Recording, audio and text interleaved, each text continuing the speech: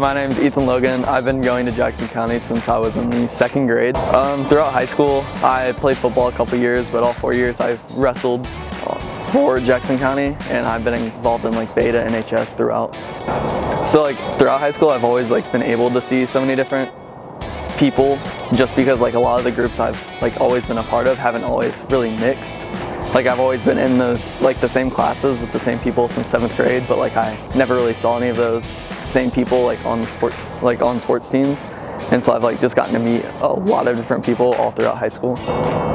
I think it gives me a very varied sense of mind and how I can see people at school, just because I meet and talk to a good bit of different people each day. And I feel I hear very different things from everyone, just depending on who they are, what grade they are in. Next year I'll be attending Georgia Tech, and I will be studying mechanical engineering.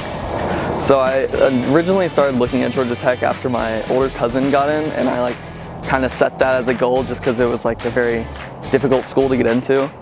And so right now I have 2 cousins, and a 3rd cousin will be going with me next year.